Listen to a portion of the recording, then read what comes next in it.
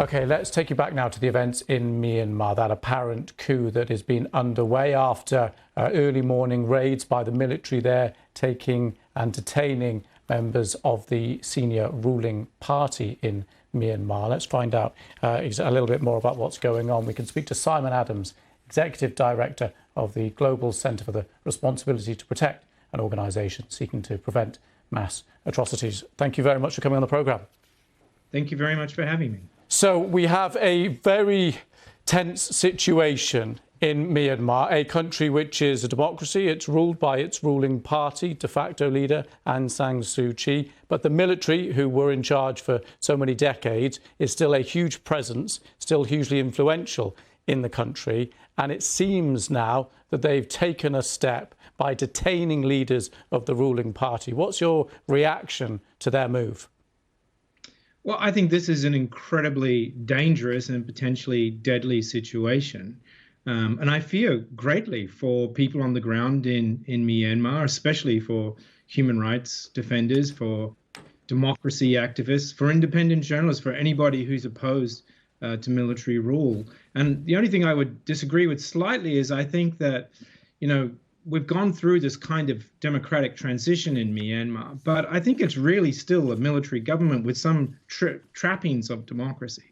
And it shows how impatient they've been with even with those advances that have taken place, that they've now swept aside Aung San Suu Kyi, someone who has essentially, over the last 4 years, really been an apologist for Myanmar's military, even though they locked her up for so many years previously under house arrest. Well, why do you think they've decided to act now? I mean, obviously, the election has shaken them. They feel that they're at a tipping point, that their power may be diminished. And even though, she, as I said, has done everything, I think, over the last 4 years to try and reassure them, including standing up at the International Court of Justice and denying genocide that was perpetrated by Myanmar's military against the Rohingya population. Even though she did that for them, they are still concerned that there's a little bit too much democracy for their liking. They don't like the results of what happened last year. And so now they've decided to sweep her and the National League for Democracy aside, including locking up not just her and other senior leaders, but it looks like a more general roundup of democracy activists, human rights defenders, student leaders and others is underway. And let's talk quickly now about the people, of course, that really matter here. These are the people, the ordinary voters in Myanmar. They voted overwhelmingly for Aung San Suu Kyi's party, a hugely convincing win in the election in November. What do you think happens now? Will they come out onto the streets? Are they potentially in danger?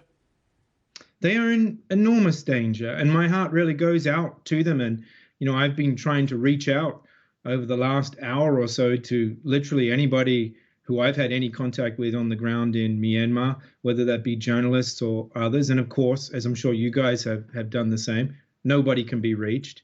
The telephones are down, the internet is down, and it remains to be seen what people will do. But of course, there is a history of this in Myanmar. People have come out very, very bravely in the past, resisted military rule, resisted dictatorship, and sometimes they've paid for that with their lives. I hope and I pray that that won't be the case this time around, but that's going to depend in no small amount on the amount of international pressure that can be put on Myanmar's military now to step back from this terrible development, to immediately and unconditionally release Aung San Suu Kyi and all the other people who have been detained and restore democracy in Myanmar. OK, Simon Adams, great to have you on. Thank you for talking us through that. Thank you.